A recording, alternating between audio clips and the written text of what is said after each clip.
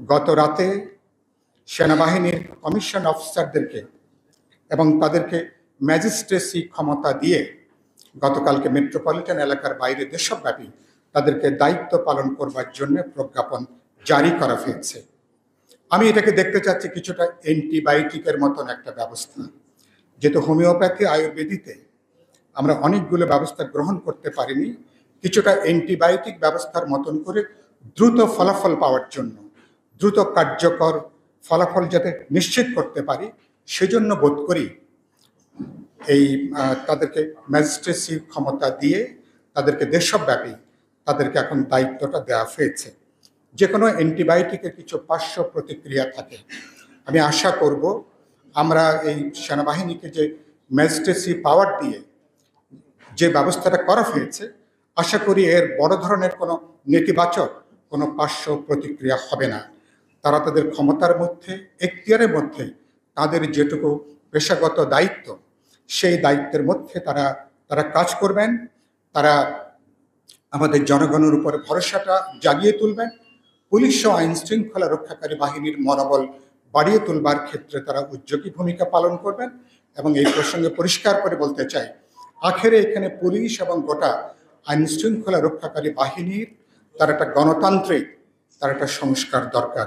পুলিশের লোগো এবং পুলিশের পোশাকটাও পরিবর্তন করে আমি মনে করি মানুষের আকাঙ্ক্ষার জায়গা থেকে দ্রুত এ ব্যাপারে অন্তর্বর্তী সরকার নতুন লোগো এবং নতুন পোশাক দিয়ে, এখনো 186 জন পুলিশ কাজে তারা যোগ দেয়নি, সর্বশেষ গতকালকের রিপোর্ট অনুযায়ী তারা কাজে যোগ দেবেন। তাদেরকে আত্মবিশ্বাস ফিরিয়ে আনা হবে।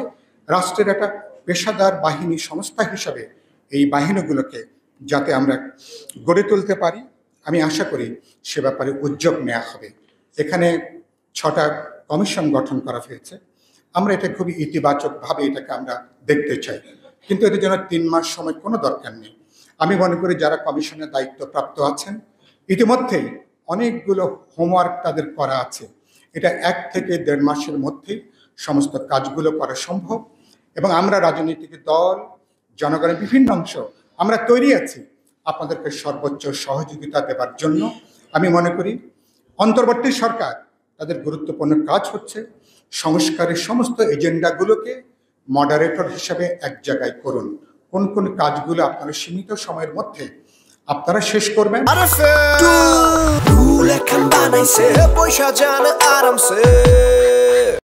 আর কোন কোন কাজগুলো বিরোধী রাজনৈতিক দলগুলোর সাথে আলাপ আলোচনা করে পরবর্তী নির্বাচিত জাতীয় সংসদ, নির্বাচিত জনপ্রতিনিধিরা সেই কাজগুলো করবেন, সেটাও আলাপ আলোচনা করে নির্ধারণ করা সম্ভব। নজরুল ভাই যে কথাটা একটু আগে উল্লেখ করছিলেন, সংবিধানের এরকম কিছু ধারা আছে যে এমনকি গোটা সংসদ চাইলেও সেটা পরিবর্তন করতে পারবে না।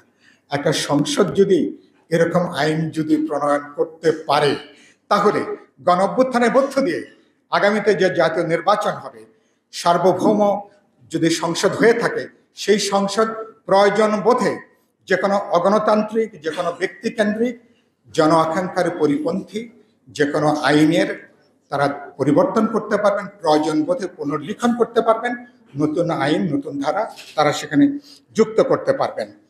আর কমিশনকে বলতে চাই, অনেকগুলো কমিশন করেছেন দেশের সংখ্যাগরিষ্ঠ মানুষের কল্যাণের জন্য। এ পর্যন্ত আমরা কোনো কমিশন গঠন দেখিনি। শ্রমজীবী মানুষের জন্য জাতীয় ন্যূনতম মজুরি কমিশনের ব্যাপারে আমরা দেখতে চাইব অন্তর্বর্তী সরকার কার্যকর উদ্যোগ নেবেন, সবার সঙ্গে আলাপ আলোচনা করে এটা তারা শেষ করবেন। আর শেষে 2টো বাক্য, একটি বাক্য হচ্ছে রাজনৈতিক দল করবেন, কোনো অসুবিধা নেই। যে কোনো নাগরিক, প্রজাতন্ত্রের যে কোনো নাগরিক, যে কোনো মানুষ তারা রাজনৈতিক দল তারা করতে পারবেন। কিন্তু এই সরকারে, কিন্তু অন্তর্বর্তী সরকারের থেকে, তার বাতাবরণে থেকে রাষ্ট্রীয় প্রত্যক্ষ বা পরোক্ষ কোনো বাতাবরণ, কোনো সুযোগ সুবিধা নিয়ে রাজনৈতিক দল বা প্ল্যাটফর্ম করবার কোনো সুযোগ নেই। নাই কেন? কারণ অন্তর্বর্তী সরকারকে ভবিষ্যতে তাদের অধীনে একটা বিশ্বাসযোগ্য জাতীয় নির্বাচন তাদেরকে নিশ্চিত করতে হবে।